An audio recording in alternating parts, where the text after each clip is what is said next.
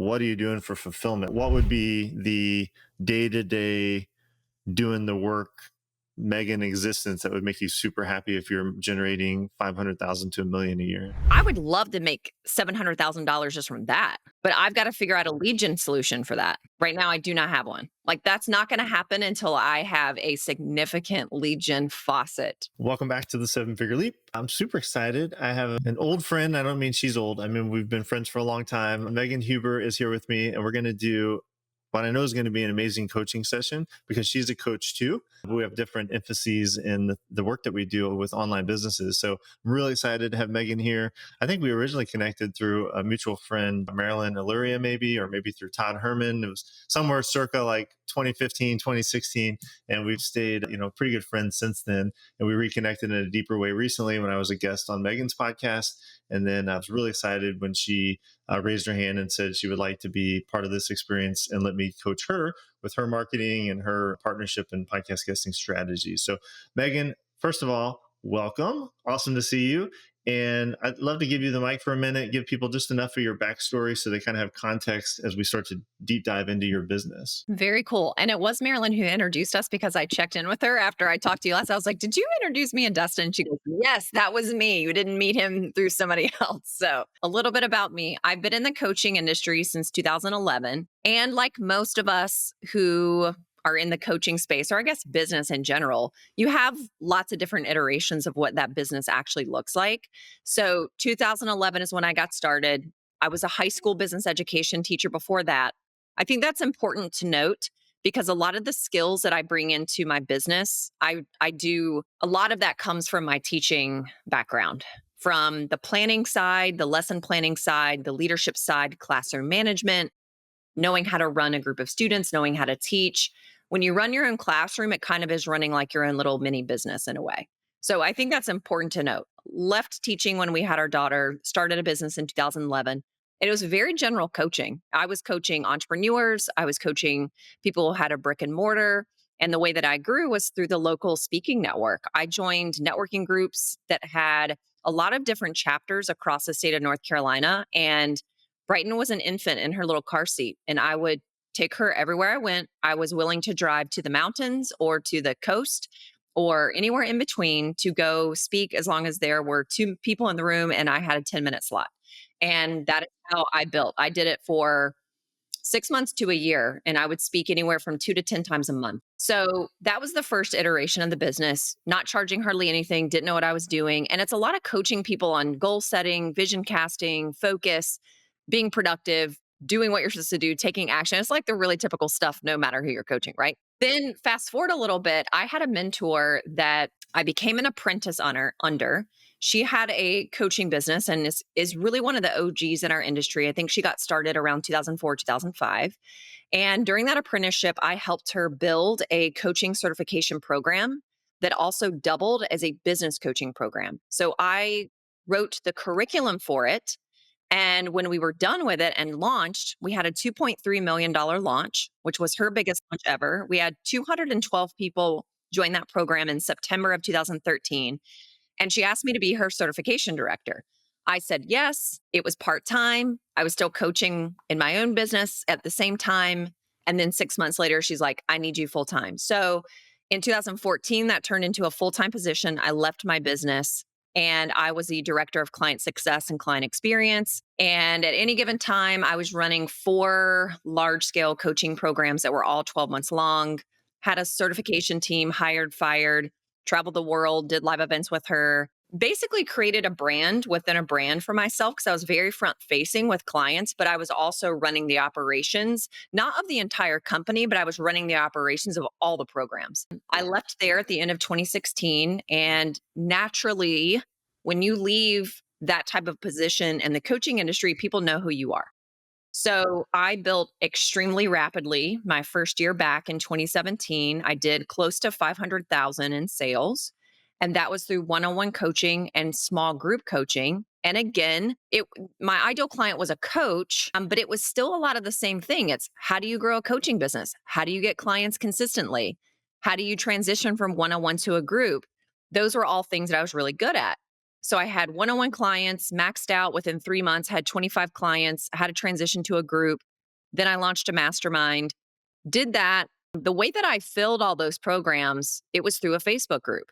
I started a Facebook group. All my lead gen was organic. All my sales were happening inside that Facebook group. And in 2019, I started live launching. So that was a 9-day live launch model. And in 2022, the very beginning of the year, I found myself burnout, just for the sake of using a word, and I shut everything down. So, and I think this is really significant to the story. Very end of 2021, very beginning of 2022, I shut it all down. And there have been a lot of life events that had occurred. My husband had a heart attack in August of 2021. I got really sick. I think I had COVID at the end of in December of 2021. It was kind of like a lot of things were happening and it all just sort of came like crashing down on you personally. And for someone like me who's a super high achiever, I want to fix everything. You kind of just keep going when those types of things are happening and you don't spend a single second processing any of it. And then all of a sudden, and my husband's heart attack, that was like the straw that broke the camel's back. There were a lot of other things leading up to that that were really severe and significant. So I shut everything down. And in 2022, I immediately pivoted to a consulting model. And I focused on mostly high 7 and multiple 8-figure coaching and education companies. And I was promising an increase in client retention, client renewals, upsells, resells to extend the lifetime value of the client. And that was fairly easy to fill for a while because I had so many relationships in the industry. And then it became a little bit more difficult of a sale because most people aren't even paying attention to retention at all, although it is insanely important. So I've been doing that, still do that to this day. My model is quite labor intensive and I love what I do there. So there's a part of me that would like to figure out how do I still do that because I'm insanely good at it, but not almost feeling like I'm playing a fractional role in somebody's company. So just note that. And I decided to reboot my coaching business in October of 2024. So, what did I do? I reignited my trusty Facebook group that I had had since 2017. I started rebuilding right inside my Facebook group and doing live streams, master classes, posting in there. I have an organic DM strategy that I follow as well. And I kind of changed my coaching model. I used to be very high ticket originally. This time around, I'm doing more of a trust building offer approach. So I have a trust building offer that's a 60-day sprint called Super Community. That's 2 payments of $97. And the purpose of Super Community is for coaches and experts to reignite their disengaged, dead, quiet Facebook groups. Or if they have a community on another platform, the same principles apply. And then from there, I teach them how to turn that audience in their Facebook group into a buyer ready community so that they can easily fill their programs. So I have Super Community, and then I'm kind of in the beginning stages. I have some clients in like a mid-tier mentorship offer. So if they want more beyond Super Community, then they can either go to just month to month model in Super Community and stay in Super Community and cancel anytime, or they can go into the mentorship, which is a structure freedom mentorship. So I'm doing right now. That's awesome. I really appreciate the context and the background. And yeah, I know you're a teacher. My wife's a teacher. And while she has no entrepreneurial bones in her body, she's helped me a lot. And she doesn't give herself enough credit that she's definitely running a small business and running a classroom. She's a special ed classroom too. So teacher to local coaching driven by networking to this apprenticeship with a coaching certification company, which became director of client success for a couple of years, crushed it there, ended up going out on your own at the end of 2016. 2017, very quick success doing 25 one-on-one coaching clients, then some small groups in a mastermind. That's when you kind of discovered I can really fill these things with Facebook groups and organic traffic. That was going really well, but between sounds like business stress, your own health, Sean, your husband's health, and all the things in life, you're just like, I'm done with this. You burn it down, shut it down in the end of 2021. 2022, you pivot to consulting and you're still doing that. And so that's for these higher end coaching and education businesses focused heavily on retention and customer lifetime value optimization, back end programs, things like that. And then in 2024, just as we sit here less than a year, you're like, I feel like coaching again. So you start coaching, you rev up the old Facebook group, and you're, instead of going straight to high ticket, now you've got a front end offer, a trust building offer, as you called it, to help people rev up their own community. And that's basically a $200 offer. And then from that, now sounds like fairly recently, you've added for the people ascending from that who want to go deeper with you, you've got this mentorship offer. So you've got fractional consulting on coaching, education, customer lifetime value optimization. That's a mouthful. And then separate but related, you've got your own coaching that you're doing through lead generation through Facebook, teaching people how to do paid, how to make money from communities, basically. And then what's the price point on the mentorship? How much? That's 450 a month. 450 a month. Cool. Got it. 450 a month. I know the consulting is probably, is it all custom? Like what's a range of monthly fees on that kind of work? Yeah, it's relatively custom. So, what I like to start out with is a full audit, which takes me about 30 days to do before I go into something longer term, because the audit shows me what they actually need longer term. The audit is $4,500. And again, that takes me like 3 to 4 weeks to deliver on. And depending on what they need, that could go to a monthly retainer, which is 2,500. That could go to, one of my projects is a $25,000 project. And we're basically redoing an existing year-long program. And maybe 10% of the clients are getting results. So they're going to reshoot. Now, I'm not the subject matter expert, but they're going to refilm. And then I'm coming in, and the biggest problem is there's lack of structure, lack of organization, lack of a client pathway. So students come in and they don't even know what to do. And there's all these elements and all these parts and pieces. So I'm consulting on how do we basically optimize the delivery and fulfillment of this program so that more than 10% of your clients are getting results and buying other things from you, because they do have other things for purchase that they could be capitalizing on so much more. So it kind of ranges. I think my largest client I've had on the consulting side is 100K for the year. So it does go all the way up to 100K for the year. And that's just me being a teeny bit more involved with the business. Something I have started to do is 10% rev share as well. So that's something that I'm newly shifting to, is they can either pay a big chunk up front, or they can space those payments out, and then it's 10% rev share on anything that comes in from the moment I start working with them. So 10% of increased revenue from the baseline of the day you start, basically. Okay. So I sense a tension between like the consulting work and the coaching work. I guess one of the reasons I say that is you restarted coaching in 2024 while the consulting sounds like it's humming along. Plus, as you went through this history, you made a very sort of intentional pause there, and you're like, and by the way, make note of the fact that I like this, but it kind of like needs to be more scalable. It feels too fractional. And by fractional, I don't know if you mean it feels too custom, but yeah, like tell me a little bit about the coaching versus consulting, just sort of in the current mix of things, how you feel about those two things relative to each other. Part of it is because I make more money with the consulting than I do on the coaching. So until the coaching gets back up to a certain level, I'm going to keep doing the consulting. So that's one part. The second part is I love to teach and train. So on the consulting side, what I would like to move that to is going in and providing workshops for teams. So I'm only focusing on coaching and education because it's my comfort zone and it's what I know really, really well. Many people over the last 3 years, and I recently had someone 3 weeks ago who has a SaaS product Okay. that is similar to what I do. It's in the retention category, but it's a SaaS product to basically go in and save chargebacks or like missed payments and things like that. And that guy recently sold a company to Russell Brunson.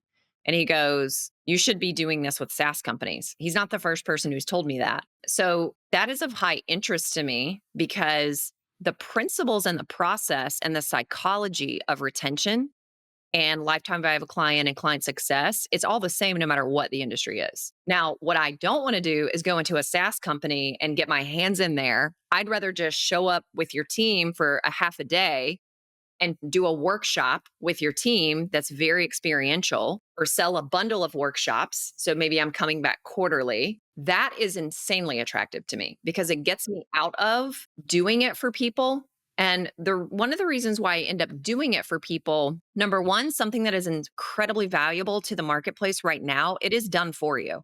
I mean, people will pay for done for you in a heartbeat. Number two, what I'm finding is a lot of companies do not have any type of structured team on the client success side of their company. So there's no one there to really do it, or it's this warm body, or it's a community manager, or it's a salesperson doubling as a salesperson and the customer success manager, and they don't know what they're doing.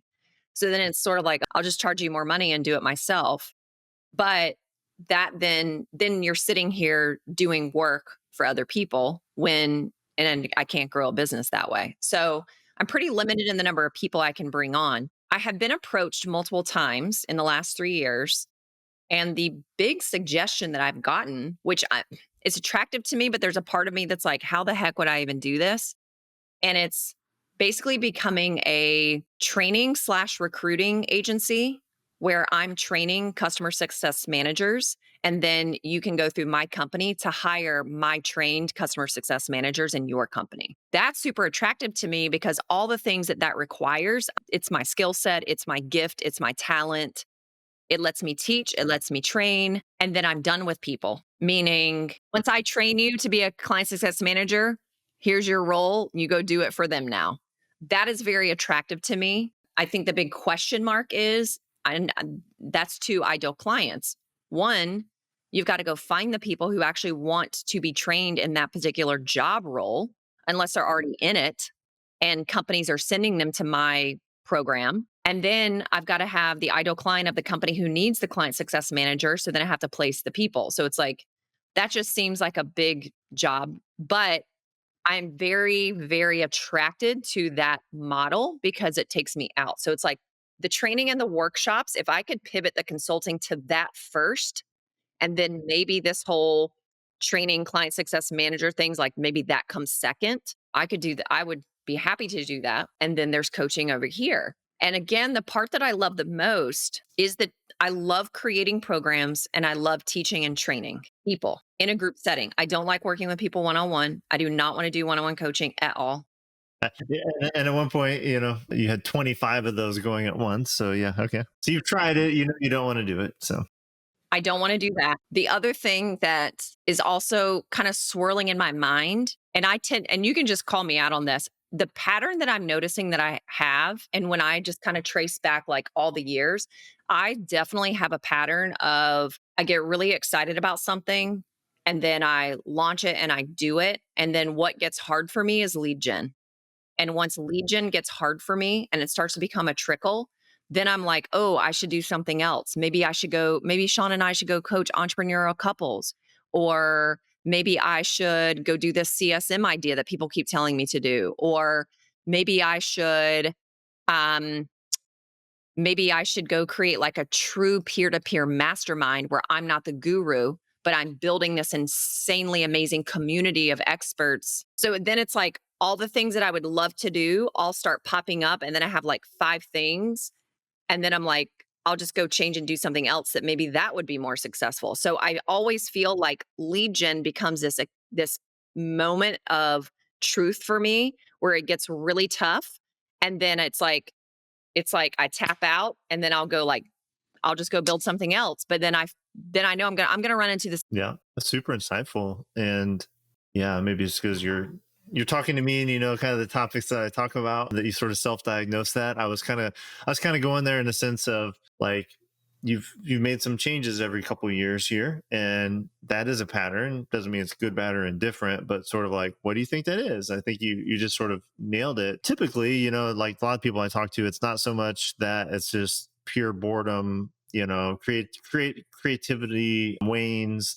They feel like they solved the problem, ADD, that sort of stuff. But it's interesting that you're like, it's not me, it's because you seem like you are and knowing you, and also just the way you've described your history here. When you're on it. Like you're very diligent, very disciplined, focused, and structured, all those things, which does not speak to it's the chasing the squirrel thing. So it's interesting. So I do want to definitely touch on that, because the cure to that would be lead gen that is easy, fun, in flow with the work that you're doing already, right? Like I think we can totally address that. Here's the other thing I'll add to this whole lead gen thing. So, and you'll understand this. When I shut down the coaching stuff, all those things were happening in life, blah, blah, blah. Okay. The other place that I noticed that my mindset would like kind of get the best of me, it was when I felt like I couldn't teach or help my own clients in the category of lead gen. Because we all know that's everybody's biggest problem. And it's everybody's biggest problem. I don't care how much money they're making, if they're making like 50 million, because some of those people have been my clients and they all have lead gen problems too, here and there, even though they're making $50 million a year, or they think their biggest problem is lead gen. Or they think, I was gonna say they do, it is, or they at least think it is. Yeah, you're totally right. Yeah. Here at every level. So when I get to a point in my own business where I feel like lead gen is my weakest link, I have zero desire in me to teach anybody how to generate leads. I've never been good at it. It's not my skill set. I don't think that's where God's calling me to serve, is like lead gen, which is why I know this was so attractive to me. Going to the consulting model and working with high seven and multiple eight-figure companies, they had a lead gen system already in place. I didn't have to even open my mouth about lead gen to them. I could just stay in the category where I excel the best. So I think that bothers me when I'm coaching coaches and experts who are newer stage. Their biggest problem, most of them, it is some form of lead gen, and it's why they can't fill their programs. But I don't want to help people with lead gen. But then they're looking at me to help them with lead gen because they hired me to be their business coach. But it's not the thing that I want to do. And I think part of it's not a problem, but it is. I've had a number of very, very successful mentors and coaches tell me this, that my ideal client on the consulting side is so few and far between that there are so few people that are that successful that are going to bring somebody on a retention, that your pool of candidates is so low that it's not a smart business move. I've been told that by like eight-figure business owners, people who've bought businesses, built businesses, sold businesses, and they're like, you need to go back to the widest part of the funnel. What I don't like about the widest part of the funnel, the only thing I don't like about it is me having to teach lead gen. I don't want to be a lead gen expert. Interesting. So noted, and it's in my brain now. So I do want to get a couple more pieces of data, I guess. So got a really good feel on what you're offering, what you like about it, what you don't like about it, sort of the emerging coaching stuff and what you're trying to shift in the consulting. But like overall, you can combine those two if you'd like. So like snapshot, trailing 12 months, revenue, and you can talk about client if you have a team, or client load, team. And then the next logical thing I want to talk about is, let's say 1 year, 3 years. I think in your case, I actually want to go further, but talking a little more like what does winning look like for Megan? But like, to start with that conversation in 30, 60 seconds, like what is the business snapshot today? Yeah. So for this calendar year, I'm on track to do 300K. And that's a combination of consulting and coaching. Is it mostly consulting though? It's mostly consulting at this point. Yeah. Yeah. Because when I shut down the coaching, obviously I started over from scratch. So my income was completely slashed when I did that. And this year will be the best year I've had in 3 years, but still not where I was even in 2017, 2018, 2019, 2020. What's the most you've ever, I know you worked for another company and stuff. What's the most you've ever had in your own business in the top line revenue? It was a little under 500. So I did that in 2017 and I just kept repeating it every year. I kind of got stuck. That was kind of my ceiling every year. It was just like knocking on the door of 500K every year. And then I shut it down and then I had to rebuild. So, this is another pattern too. When you had that 500K, was it a lack of capacity to fulfill more, or was it back to this lead generation? You just couldn't get enough. It was lead gen. It was like, I felt like I wasn't creating new programs all the time. I had signature programs. I had 2 signature programs. That was it. And it was just selling to the same batch of people on my list and the same batch of people in my Facebook group. Yeah, sounds good. And then what's your client? I know it's kind of funky because of the consulting, but like total number of clients served over that you would expect this year, And I wouldn't count like maybe the 90 two times 97 front end people, but like the significant parts of that 300K, how many people does that represent? We can get to like an average client value. Yeah. So just for our super community, that program started May 1st. I've had over 60 people join that. Consulting, I have one, let's see, one this calendar year, probably 10 this year. This year has been the most number of consulting clients I've had in a year. It's been this year. It's been a good year with consulting. Yeah. And where did those 10 people come from? The majority of them come from a real estate investing mastermind that I am a part of. I serve on the board of directors and I also get to speak and I MC the events. And I'm the only person who does what I do. You've cornered the market in this group. That's good. Everybody in there, almost everybody in there has a coaching or education company or tech. So almost everybody in there is my ideal client if they see retention as an actual problem. I think the hardest thing to sell that side of things is that they don't think that's their problem. They still think marketing and lead gen is their problem, even if they're making. Yeah. Interesting. Okay. And then team, is it just you or do you have a virtual assistants or anything? It's just me on the consulting side. And then I have two virtual assistants, but they are part of their own same team. But it is two people who they have different skill sets, but they are like a package deal. And they're solely focused on super community? My consulting side, I don't need help with that. I mean, that's just me.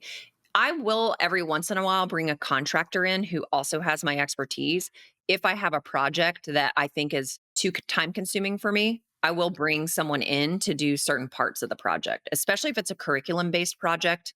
If I'm like redoing someone's curriculum that's old, if it's like a 10-year-old curriculum and it needs a complete if they have to if I'm making them reshoot the whole entire program, then I may have a curriculum expert come in and do all of that work for me. But those are contractors. I have follow-up questions, but maybe this will get us there. So let's say 3 years. So your daughter's like getting ready to go to college, or maybe she's in college. I don't know the exact age, but I know she's a teen, like my youngest. So you're at that phase and it's 3 years away. So you got plenty of time to kind of build towards this vision, and you can raise your, wave your magic wand. I do want to know about revenue. I'm actually much more interested in kind of the breakdown of consulting versus coaching. Are you living in Facebook group world, or and maybe this is part of what we need to work out. But I think at a very high level, is it like primarily a consulting business, or is it primarily a coaching or a training business? And then sort of like what would be that ultimate top line revenue that 3 years from now you think you'd love to hit? Yeah, it's a good question because I find it very challenging for me to answer how much money do I want to make question. I don't know why, but it's always been like, I feel like I'm just like throwing a number out there for no reason. And maybe that's part of my problem is I don't ever really have that specific financial goal. I mean, I can sit here and say like everybody wants to have $1 million business. Okay. But like, why am I even saying like, it's in my mind, I'm like, why am I saying that? Is it just because I hear everybody else saying that? Is it because I think I'm made it if I made that much? Is it because that's what we need based on what our goals are? Um, I don't even know that if I can answer that question. Yeah. We don't have to have the number, but if you think of like take home, I don't know what your kind of like your husband's contribution, but I know like when I have to answer this question, I start to do the mental math of like college expenses and cars for kids. And like, we want to, maybe in 3 years, we want to relocate on some land. And it's like, okay, like to get there, I probably need to be whatever, like it's bringing home 500,000 a year before taxes, or, that at least gets me into ballpark. And really what I'm getting at is not so much having you sign a contract that you're going to make 625,000. It's more, do you want a $300,000 business or a $3 million business or a $30 million business? Because that's a very different model for the rest of our conversation. So, Yeah. I mean, is in terms of us being able to do what we want to do, 60 a month. okay. So like 700,000 basically. Yeah. Okay. Yeah. And because you said something earlier that kind of jumped out at me, and it was like, I've had numerous I forget the word you use, kind of like high powered or very successful people tell me that model will never, it's not scalable enough, and it's like, that totally depends on what you want out of it. You know what I mean? Like, do you want to sell a business for $50 million and, or do you want a sustainable 500 to $1 million cash flow business for the next 15 years, and then you banked a bunch of money, paid off your house, your kids set, and you're good. And like, I fall much more in the latter category. Like, I want to have a saleable asset for reasons of like, what if I get hit by a bus? What if I do get, incapacitated in some way? But like, I don't have at all this event in my head where I hold the big check and it's 50 million. I never have to work again. Like, I think that would be actually horrible for me. So that's more what I was getting at. And do you think that's more of a sustainable 500,000 $1 million sort of like quote unquote lifestyle business that's still you and a small team? Yeah. And I don't know that I can see past that until I get to that place. So once I get to that place, like right now, I don't see myself building a $50 million company. I don't see that at all. I didn't see that for you, but I also didn't want to like make a false assumption. You're like, yeah, lead generation's it because I need 40 million leads to get to this like exit that I have to get to. So Yeah, and maybe I can't see that because in my head, I always think I have a lead gen problem. So it's how am I even gonna do that? So let's just not even go there. I think that's probably what's going on. yeah. Okay. Well, let's say 700,000 sort of take home. It's roughly $1 million business, probably, right? With tax considerations and stuff.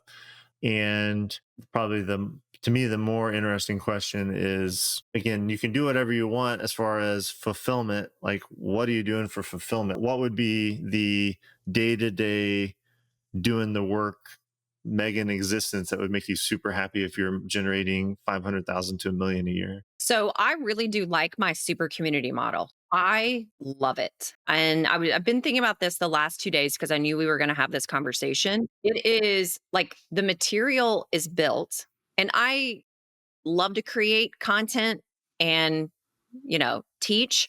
So it's not like I'll never touch that content. Like every month, it's like, I like to do like a bonus workshop or like a bonus piece of content or something. But the crux of what that program is about, it's done, it's there. And I do teach live, but once a week for 60 minutes, and I don't even need to prepare. So I can literally fulfill this program with 60 minutes of my time a week. Like to me, that creates so much freedom for me to be a mom, to be a wife, to do, be at Brighton school, do those types of things. And I'm a worker. Like I love to work.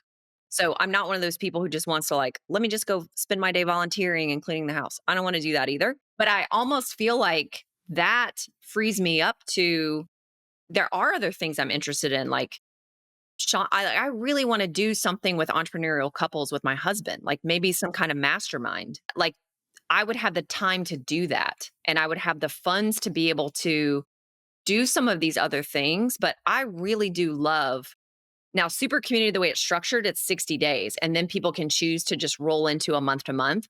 But what I've been thinking about lately, because it's a relatively new program, is do I just shift that so super community does become you can invest for the whole entire year, or just go month to month and not advertise it as 60 days? That is very attractive to me. And I would add on some other elements around community because right now it's really just teaching people like, how do I reboot, revive my Facebook group and kind of get it engaged and going again and making sales inside of it again. But there's lots of other things that I can do with community because there's community on your audience, like your free audience side, but then there's also community building with your paying clients. I mean, there's just so much that can go into what it means to have and lead community. I could have community people, and I do have people that have seven-figure businesses who've purchased that and they put their teams in it. So I do think that if I went just all in on super community and just was like, don't, I almost don't even want to have like a mentorship level. I almost don't even want to have a mid-tier level. It's like, what if I just go balls to the wall with super community and fill super community? And then maybe at some point I'll have like a second tier that isn't like a separate program they have to buy, but it's just a second tier of the membership. And maybe it is 450 a month. And maybe we just have like advanced topics that we talk about, or maybe they get a little bit of more access to me, or I mean, I can come up with something, or maybe I have guests come in there and teach on lead gen because I don't want to do it. I could see that where it's like, here's tier one, the super community club. Maybe that's tier one. And then tier two is super community something. I don't know. I can see that for sure. And then like I would love to make $700,000 just from that. But I've got to figure out a lead gen solution for that. Right now I do not have one. Like that's not going to happen until I have a significant lead gen faucet. Yeah, for sure. If because you're like $100 a month is sort of the target there. Yeah. Yeah, that'd be a lot of hundreds. So 700,000 a year. It's not that much. It's 500. I guess it'd be like 580 members. Is that right? 580 members, $100 a month for 12 months would be 700,000 in top line revenue. It's actually not as much as I thought. If you can get really good continuity, which you should, since that's what you teach, very low churn, but it's still a significant number. I think to start chunking away at that number in the interim, maybe it's the club tier, and then there's one super premium tier that's more of an accelerator experience or more of a mastermind experience for that topic, where you can charge $10,000, you can get to 700 a lot faster, right? With that, and then maybe over time you do less of that and more of the broad-based scalable tier. Okay, but it sounds like you're really excited about super community. I did not hear in there the continuation of consulting. So is it the consulting? What I'm picking up with the consulting is you like the subject. It's this community continuity. You like the people in the sense that like they're really high achieving education coaching people, but it's way too hands-on. You have too much ownership in it without having an ownership in the company, other than maybe this rev share thing that you're spinning up now. But it's just like, I don't know, it's like it's too much or it's not enough. And then it's like I don't know, you're very invested in the outcomes. You've said it numerous times, like, I love training and I love teaching. I don't want to be a fractional X. Like, I don't want to be a fractional part of someone else's company. Is that feeling pretty heavy when you think 3 years out, that you don't want that consulting stuff? You want that folded in this super community in some way? I don't want to do the consulting the way I'm doing it, but I am insanely passionate about client success. And I am it is very easy for me. And I do feel like I have a gift, like a very natural gifting. And I think a skill set that I've built from being a teacher. If I kept it, like if I were going to write a book, that's what I would run. That's what I would want to write a book about. Because people ask me that all the time, like, when are you going to write a book? And I'm like, what would I write a book about? I would love to write a book about that. And community is a very significant piece of it. But I don't want to do it in the way that I'm doing it. I would rather go into and even much larger companies and just like if you could pay me 10 grand to come do a 3-hour workshop, I will fly somewhere once a week to do a workshop for 10 grand for your company on that topic. I do not want to be attached to any type of metric that I am responsible for making sure that company reaches on a weekly, monthly basis, which right now I am. That's the distinction. Then it's, you love the subject, you love using your unique ability to channel your knowledge and wisdom and intuition even into those topics. You're not looking for a job, and so it feels too much like a job when you're attached to the outcomes and you're like getting treated like an employee effectively, right? Okay. So the good news is, to me, the super community topic with some expansion, maybe outside of just Facebook groups, it's community, and it's community like monetization. The consulting is obviously client success for sort of like longer term monetization, right? And if you had a mastermind that was sort of like in the mix here, it seems like that would also be about, it'd be for community leaders. It could be, or people that serve community, as who provide community as a service, is what I'm trying to get at, whether that's client success manager, SaaS company, the coach or education thought leader themselves. But like, that's the ecosystem. They're all in the same ecosystem. They're different. They're slightly different value propositions. There's different structures behind them. But the good news is they're all kind of doing the same thing at different levels of access, intimacy, and speed from Megan personally. So could there be a mix in a 3-year vision, or honestly, probably a 1-year vision, where there's the super community membership site, we'll just call it, I know that that's a loaded term, but like the lower ticket sort of self-sufficient thing that you come in and do 1 hour a week with live. And then there's maybe a tier, some higher tier, maybe it's an accelerator version where it's more of a group coaching where it's a 90-day commitment for you. Maybe you do a couple of those a year. I don't know if you like that, or if it's a mastermind in this arena, because you mentioned mastermind a few times, either with Sean for couples or on your own for like a peer-to-peer thing that's not so centric on you driving results. And then you have consulting, but the consulting is not consulting, Mhm. it's workshops, it's training. It is consulting, but it's not a done for you service where you're an embedded part of the company. It's a very limited engagement where you come in and just work your magic. You're in and out, and you're sort of like the ninja who comes in, turns your dials, and says, "I'll send you the bill. I'm getting back on the plane." So is that kind of three tier? I know there's some lack of definition maybe on that middle tier, but and maybe tell me, like in your words, how you would see those three tiers shaken out from a offer. We won't have to get into pricing and all that, but like just sort of an offer standpoint, like what would be the promise for each of those three tiers? Super community would stay the way that it is. It's basically turning your audience into a buyer ready community and then making sales inside of that community. And then the middle tier, accelerator, mastermind, like I think that's the part where we could put some more definition. This is probably actually the more like consulting is probably the fastest path to just cash, which is what you've already been doing, but you got to shift that to a workshop model. This is probably the more like best combo of scalability and cash, and that is a higher ticket coaching program, and you want it to fit well within the spectrum of the other two, so what comes up for you if I say like you got to do an accelerator and it's for the same umbrella as super community? So, if I'm looking at what I've always attracted and the people who are in super community, they're all trying to kind of change their business model so that it is more scalable for them. So then you're getting into like all the group, a leveraged business model. I mean, you're teaching people how to grow a leveraged business model. Now, where I go like where it makes me feel like defeated is, and I know there's a solution for this. I do not want to teach people how to generate leads, and I don't want to teach people how to launch. I don't want to teach launching. I don't want to do that. So then I think it's almost like I can serve the person who already has something going, and they just, and I don't like to coach brand new people either who are just now starting a business. That is off the table. But it's almost like this. I don't really want to coach somebody between like once somebody has to start building a team and they're kind of in that messy middle between like 350K to like a 1.5 million. I don't like coaching that level. I am very, very good at my expertise with the 7, 8 figures because I'm going in a very specific part of their business.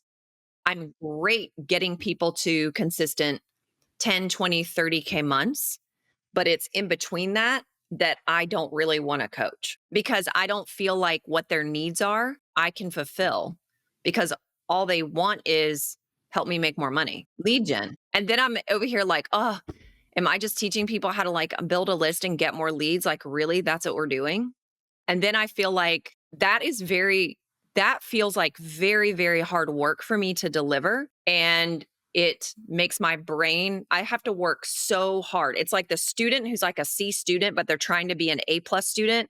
And they come home and they study until midnight and they can squeak out like A-minuses, but it took every single thing they had to make it the A. That's how I feel when I get there. Into working with people in that range, and people who just constantly just say they need more leads, basically. Yeah, so there are solutions to that if that's part of the community. I mean, like that is my exact sweet spot. Those are people I love to work with. I love Legion. So yeah, that's kind of funny how that works, of course. But so I'm curious real quick, and then I want to get more into the kind of plan here and start to get us closer to wrapping up. But with the super community, you said like its purpose is really to help you create a buyer ready community.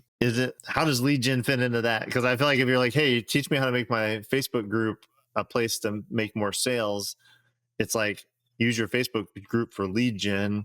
And so if we want to kind of have like a line of demarcation where Megan is not lead gen, she is, after you get a lead, it's monetization and maximization of customer lifetime value.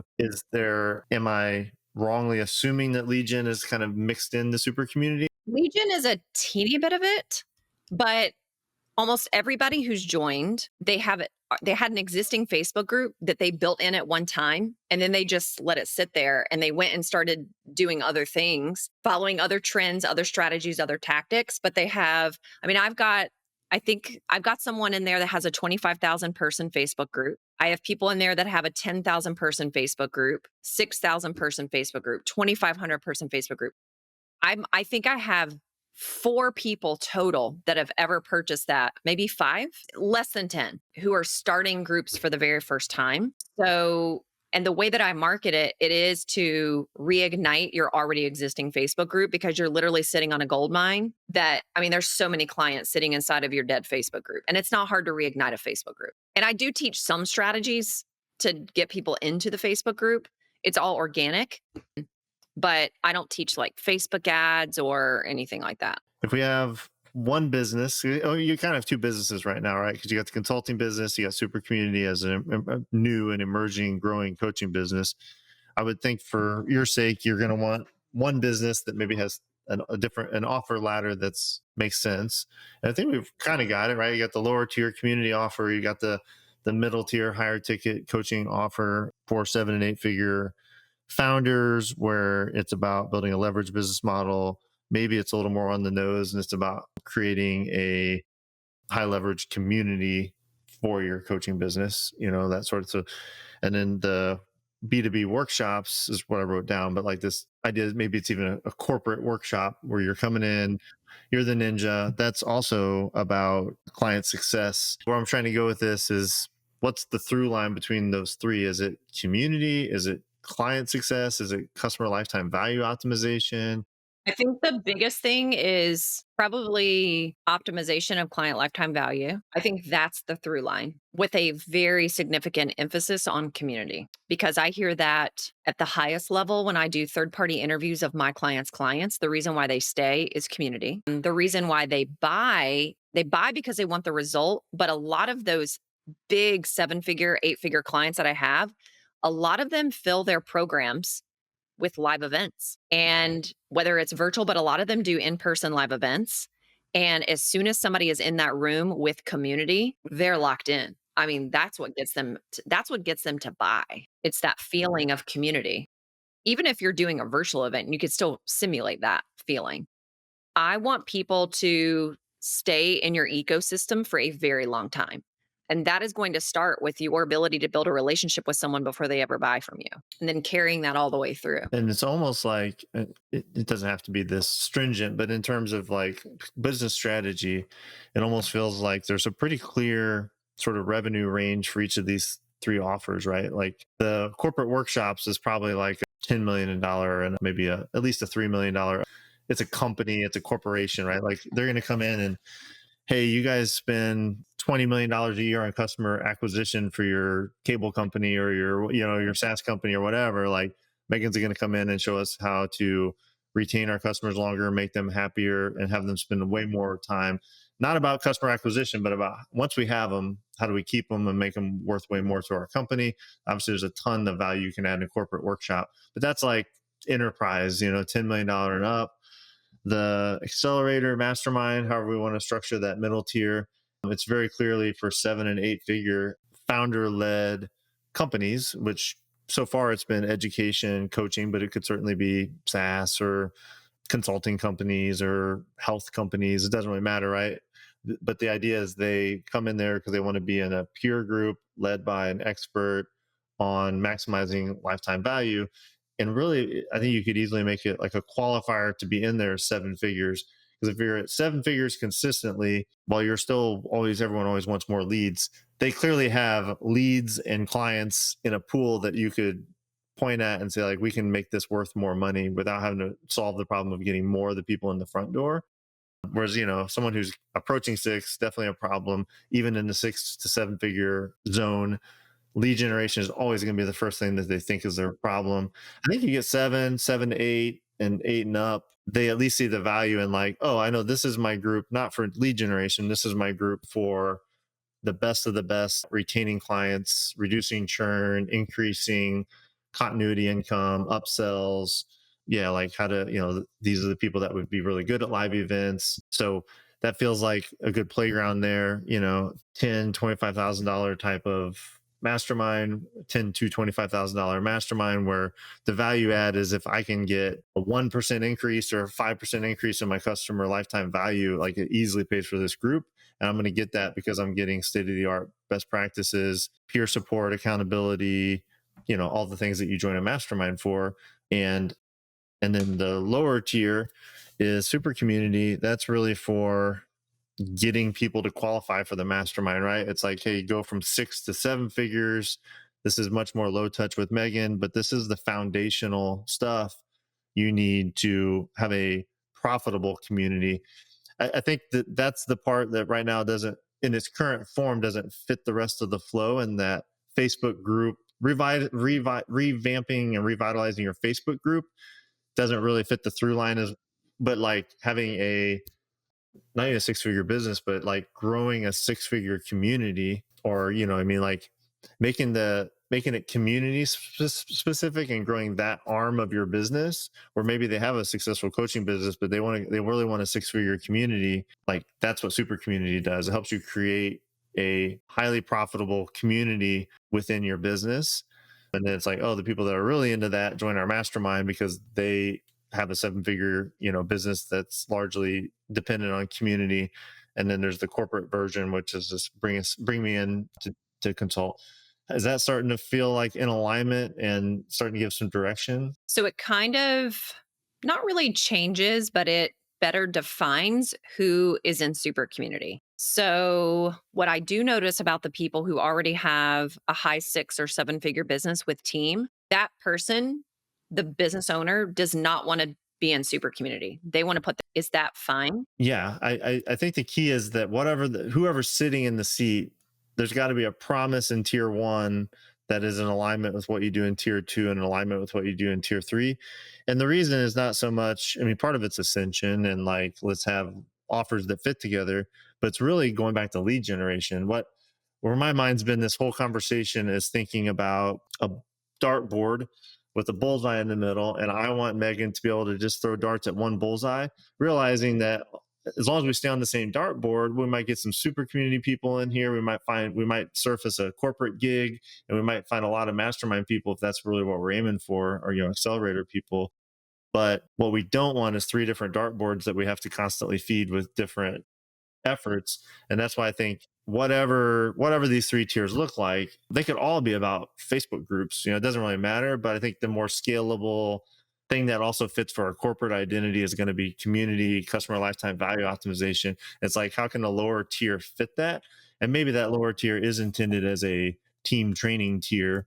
And your decision maker is always the owner, founder, CMO, whatever, CFO, probably not, COO, CMO. It's like this decision maker is like, we need to refocus on community or improve our churn, improve our retention. Like that's the business I'm in.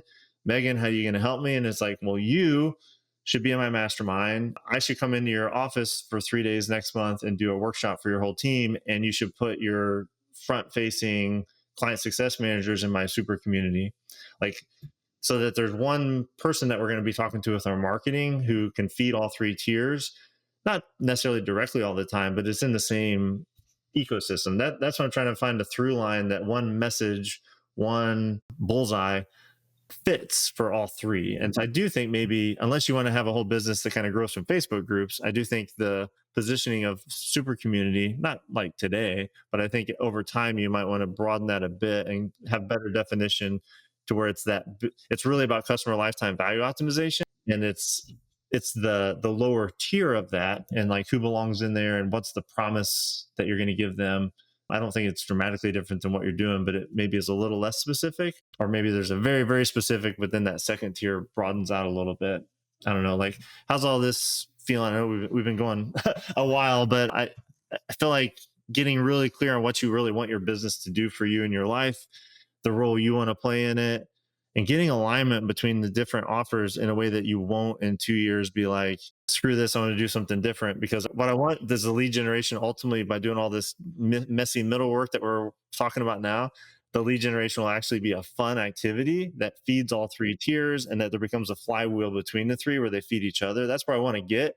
But to get there, I feel like we need to have like better alignment in the offer stack. So how's that feel? Yeah, that makes a lot of sense. And then the mastermind level, based on what you just mapped out, I would want the business owner, and they would need to have a team member in there with them. They would have to have their client success manager in there with them, because that's the person who, yeah, when I think about a mastermind level, I don't want to I don't want the model to be Megan is the guru and everybody's just looking at me to give them all the answers. I like creating, I would want that to be very community powered, where, yeah, I'm going to do workshops and teach what I teach because I'm an expert at it for sure. And I would want them to do a lot of teaching on what are we implementing that's working really well in our company. Like that to me is so valuable. Get together in person 2 times a year. That would be amazing. It's exactly what my model is. So we can talk offline about like details, but I have a very peer-to-peer driven mastermind. In my case, they all come out of my accelerator. So they all come out of a 90-day program where they're learning podcast guesting and partnership marketing. Some version or some portion of those folks are like, I really like this. I like being in a small group. I like, being around Dustin. I like being in this community. So they are not only in proximity to me, and I do teach stuff, but like you just said, it's a lot of peer-to-peer value. We do 2 in-person retreats a year. And then within the community, they're like the top of the community. They're the mentors of the community. So they're actually the ones that do the workshops for the community. My community is all alumni of my flagship. I don't have like the equivalent of a super community, like lower ticket option, at least not yet. But despite that difference, it's the same idea in that. And I also don't have the corporate big workshop stuff at the top right now. I've kind of got the 2 tiers in the middle that we've talked about.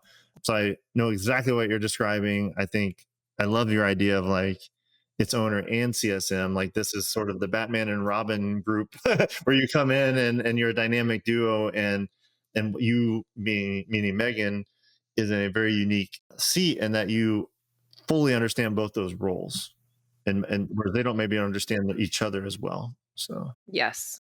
Yeah. Because again, not everybody has a Facebook group, wants a Facebook group, but everybody has an audience or a community somewhere that they're generating leads from and turning it into clients. So I can see how I could broaden that a little bit too. and then I think there's a strong with this core model where these are like your 3 offers. There's a really strong referral opportunity to you and from you, right? Like there's a guy named Jordan Godby who is in my mastermind and he's been in my program. He built my circle community.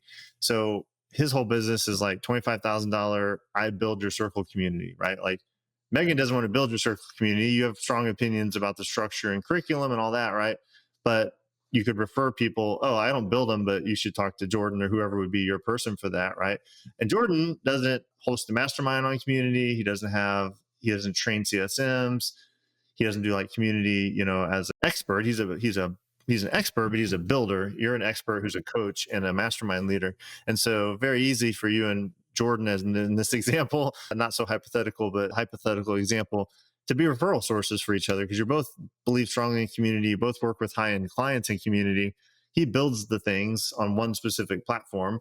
You could work with all of his clients to help them improve their offers, all the things you do, reduce churn, because that's not his role. His role is to build a really robust community, get you off all these disparate platforms you're on into one centralized community platform. You would be a great referral source for me because I have a lot of clients who do one-on-one and group coaching, but they could really use a community. And while they see what I do and do model it to some extent, I'm not a teacher. I'm not a curriculum designer. That's not my thing. And I'm really good at lead generation. So your clients may be like, we do want lead generation. You're like, cool, I'm going to have Dustin come in and teach his thing. And then, so I think what's really nice about staying in your lane and defining one phrase that you're known for, and maybe it's customer value optimization, is there's so many paths that open in partnership to all these people who would just bring you in as an expert. And that's been a huge part of my own growth is like, do I know stuff besides podcast guesting? Maybe, but I'm just the podcast guesting guy. So you bring me into your community. That's all I'm going to talk about. I'm not going to step on your toes and try to steal your business. And so I become very complimentary to a lot of cool people in the same way that this is a very niche topic you're talking about. But in my opinion, one of the most important, and it's just getting more and more important in an age of AI. So I think it's a very growth oriented part of the market where everyone's going to be wanting to add community if they haven't thought about this already. So Yeah. And at the mastermind level, I actually would be the part about that that excites me the most, just from a teaching training perspective, it's working with the company's CSM person. Because a lot of those people, they're just hiring someone to hire someone, and that person is not trained. They've never had that role before. Even in SaaS companies, I talked to a company the other day about hiring me, and it's a SaaS company in the financial world, and they have two people in a CSM role. On their website, it looks like they both have 10 years of experience in CSM. When I talked to the head guy, he's like, they don't even know what they're doing. And I'm like, so do you want to bring me in with two people who don't know what they're doing and train them? Or do you want to bring two people who do know what they're doing and I train them? Because that's going to be very different experiences. So a lot of CSMs have no clue what they're doing, um, and that's I'm very passionate about training CSMs to do their jobs very well, because the business owner is never going to do that. They're busy making millions of dollars, and they are very concerned about marketing and sales. They are not concerned about this side over here, or they're concerned about it, but they don't have time for it. This goes back to something you said earlier about sort of one of the $1 million ideas that I think you've been encouraged on, which I don't think is a bad idea, but the idea of like you become an agency that plays CSMs, like basically like we have the best CSMs. To me, that's a whole different business model. It's like, because now you got to source talent, train talent, and place talent, and then you're getting paid based on all, a potential fourth tier to this, if this is something you want to get into that would be a lot simpler, would going back to your roots and certification, where people with certain qualifications could come pay you a significant amount of money to be certified as a premium customer service manager, and then you could help with placement. You now have a mastermind of people who use these things, and you're speaking at these events, you're on these podcasts, like you're known as like a expert in this industry. But you kind of going back to the theme of not being a consultant, you don't have ownership on whether this person's successful and their performance reviews and all that. Like you just certify them, you test them and say they are qualified and managing communities or client service or however you would phrase that. And you help them with their network, but the offer is not I'm going to place you in a new job. It's I will certify you in customer service management. I would think the vast majority of the people that would come through something like that would be placed there by their current employer just to improve their skills. I love my CSM, and she started as my executive assistant. She's never been trained in it, professionally. I like she's kind of picked it up. I feel like she does a good job. But if you had a program where like, let me borrow her for 30, 60, 90 days, whatever, 90 days, probably whatever it would take, I could pay for that. And then I get back a much more profit minded, like person who has a piece of Megan's mind now with her. Like that would be a huge value proposition, and the customer for that is the same people in your mastermind, your corporate world. And I mean, so it again, it's a natural fourth arm to the thing we've already been talking about, where it's certification of that CSM arm of the Batman Robin. Yeah, because that CSM community is only one pillar of that. But I think why so many companies don't see this department as valuable is because the CSMs haven't been turned into a profit center. But you have to turn that should be a profit center. It could actually be more than 50% of your company's revenue. They're just not trained to do that. And then you have a business owner who doesn't quite see that, because a lot of business owners have a marketing and sales background too. And that's what they've become very, very good at. And then they just have this person over here that doesn't know. I mean, I have people tell me all the time, my CSM isn't a salesperson. I'm like, well, you need to turn them into one, because you could literally be making bank. I mean, I got hired the other day to come and do an audit because I literally said, you've got somebody in that position and you have not turned them into a profit center. They're not upselling and cross-selling your current clients. They know your current clients better than everybody else. You're losing millions of dollars right now. And it's just a simple suggestion of like, you know me, I know you. Here's what you should be doing next. Do you want me to send you the link? Like it could be that, because there's so much trust already. They're already part of the community. Yeah. I wrote that, I circled that and put a star by it 3 times. Like the CSM, customer service is a profit center, basically, right? Like that would be an amazing, repeatable podcast guesting topic workshop to do in other people's communities. And it speaks to put your CSM at a minimum in the super community, right? So we can help them see how profit works in a community and how to monetize groups and stuff like that. Ideally, they and the founder owner come into your mastermind, and that's, and then obviously if you're hearing this message and you work at a corporation, here's the different titles this same person would go by in a bigger company. I can come in and do workshops with your existing CSM teams and their managers and leaders. It's not contrarian because like people should believe it, but it's like the 5% on a, if you think of a podcast about entrepreneurship, everyone talks about lead generation, sales, conversion, marketing.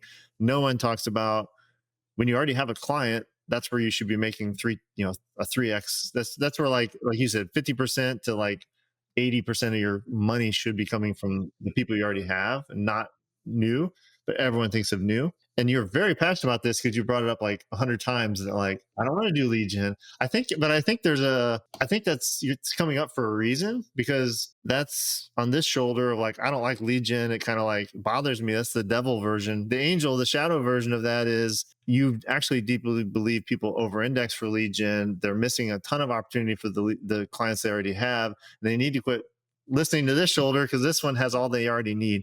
So I don't think that's a flaw in you. I think it's like an expression of this like deep understanding you have that there's so much more to be had for your clients, for your business, for your team, if you just focused some more energy on optimizing the experience for the people you already have, right? Like, I think that's like a good bottom line. I like that.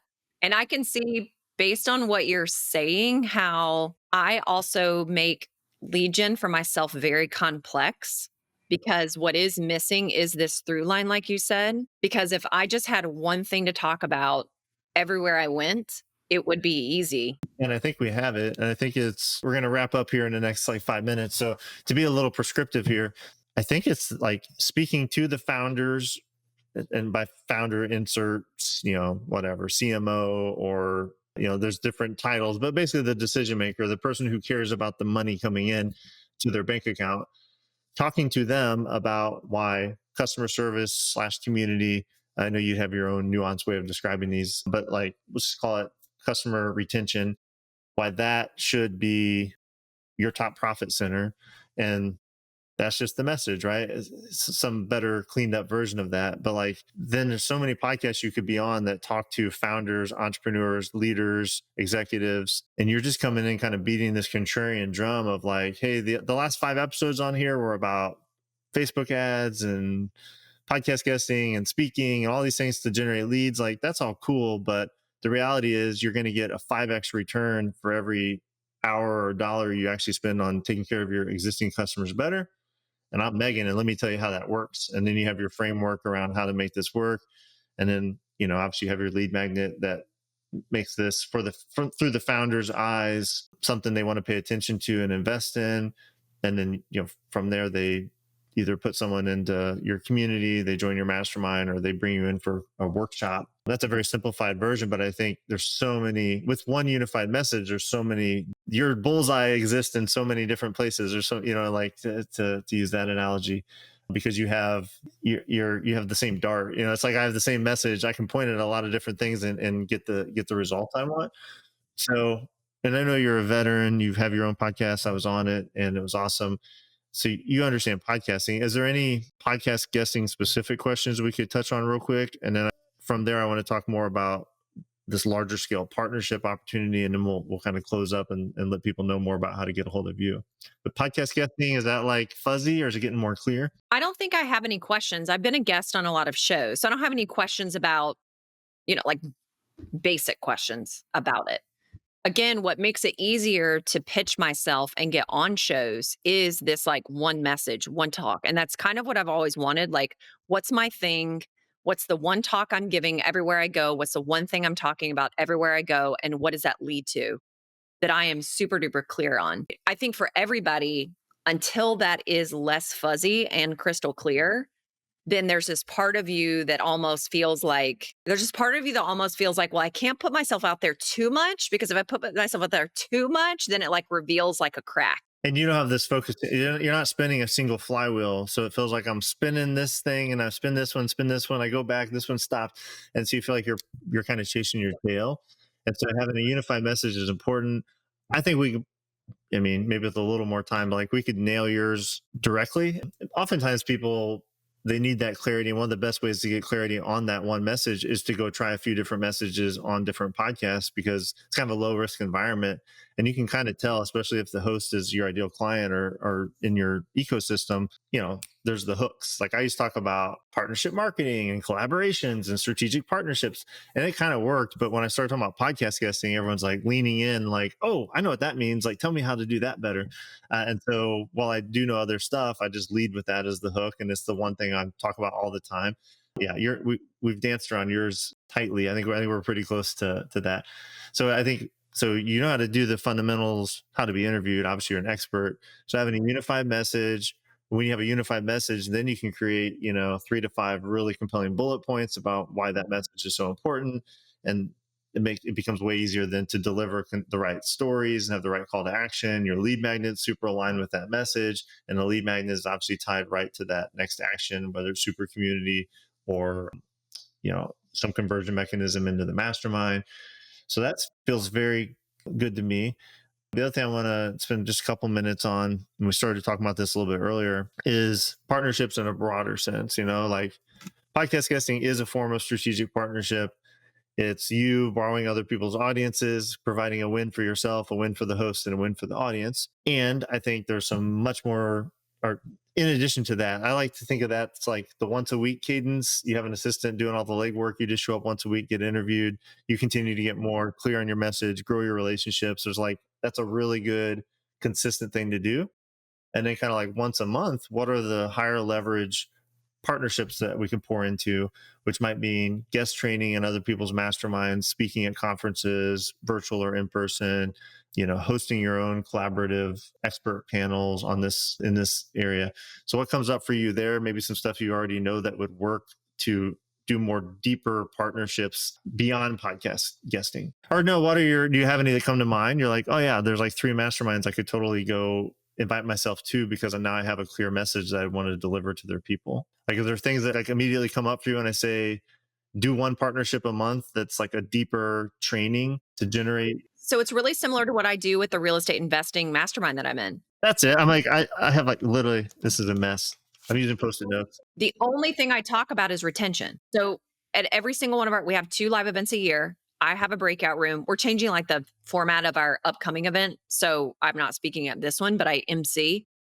Every single person in there knows me for retention. That's it. Just retention. And I talk about the same thing every single time I do a digital session or I have a breakout room and I get clients. And even the client I picked up this week, they heard me speak over a year ago in that group. So I probably would call it something other than just like retention. I would probably use another word, but like some of the words that we've used, because once people hear those presentations, what I notice is that people, even when they're making 8 figures, they don't identify that there's a problem on the current client side because they are continuing to get a lot of leads. I mean, the guy I talked to the other day is getting 50 to 150 clients in a high ticket coaching program a week. So they don't really identify, oh, we have this problem back here. Unless they're getting refund requests and chargebacks, then it's in their face. But a lot of high ticket stuff, you're not getting chargebacks and you're not getting refund requests. You see that more in like the SaaS, the low ticket monthly recurring, which I could also go in. So once I do my presentation and I reveal this is how you should be doing things back there, they're like, oh, geez, like I'm not doing any of that. We need you to come in. I need to fix all of that. So yeah, it makes it 1,000,000% easier to have this one main message. And I could go into any mastermind with people they need to be making 7 figures. I'm very clear on that. And I think where I am also excited to like broaden my scope is this does not have to just be for coaching and education companies. I think that keeps me small and limited. Yeah. And maybe the thing you've identified as the reason you want to keep kind of burning businesses down or switching lanes every couple of years is lead generation. That probably is part of it. I can say for me, at least, it's also, I would get really bored if I only worked with like health coaches or whatever. Like, I'm not picking on health coaches, but if I just work with one niche, it'd be really boring. And so what I've chosen to do is give a very specific transformation, like podcast guesting. So I have a very specific intent that everyone has when they come work with me, but the identity is kind of like all over the place. So I work with doctors and lawyers and email marketing experts and, coaches and consultants and whatever, like marriage, parenting, business. And I love that. And it allows me to like have this little playground where I'm like, I am tempted to go start a fitness company. So, but instead, I want to give you my best ideas as a client and you go do it. And then, like, so I get to like scratch my entrepreneurial ADD itch with that. It gives you more freedom in that not all your leads have to come from one industry. And maybe it's just a little more interesting to be like, yeah, it'd be cool to like try this with a SaaS company and then try this with like a medical device company or someone who has subscriptions or, like really any sort of subscription based revenue company could benefit from your expertise. So yeah, I love that. So what I started to say is I have this mess of notes because like I've taken a lot of notes today, Megan. And on the very first page, my other star was like, she's already doing it. She's she's on the board at this real estate investing mastermind. That is the model. So like, let's just go replicate that model as much as you need. And a great way to find those opportunities is podcast guesting. Like podcast guesting is easy. It's repeatable. You can do it from home. It takes you half an hour a week, especially if you have an assistant kind of running the legwork on it. And you don't have to do it weekly, but we like to start with people weekly and then they can, ramp up or down depending on their goals. But then usually it's like the top 10 to 20% of those opportunities daylight the like deeper partnerships that you want to have.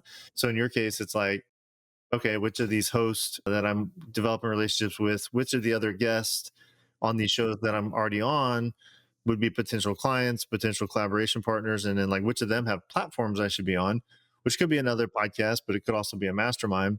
And you've got this really tight standard private training you can come do. You could literally go to a lot of the same places I do private training because I come in and talk about lead generation and storytelling and all that. But I'm thinking of some of the ones I've been in, they all have a subscription based community model or communities like where you could come in and talk about retention and the power of profitability and just taking better care of your existing clients. So if that was your lead generation, sure, all you do is like live in this same ecosystem of the more you learn, the more you have to share. You're learning on your own. You're learning from clients. You're getting paid really well to do this in a mastermind where you're also learning this best state of the art. And your flywheel is basically as you educate people about this reality through long form educational interviews, you develop deep partnerships with the right people and it feeds your paid programs. And then the same people in your paid programs introduce you to the next opportunity. You know what I mean? There's definitely a flywheel here.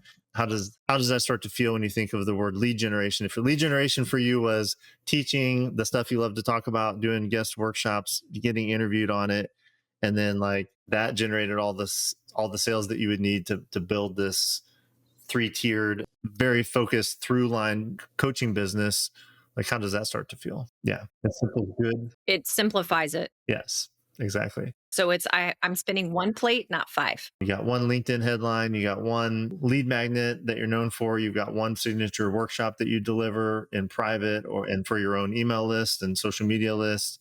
You've got one entry point into your offer stack, but your offer stack serves people at different levels. And then you can go out with one unified message and point that, depending on where you're at in the season of your business, you can point that for directly to CSMs. You could directly to founders, which is probably where you'd spend 80, 90% of your time, and then directly to people with corporate titles who deal with this stuff, right? On podcasts and in other partnerships.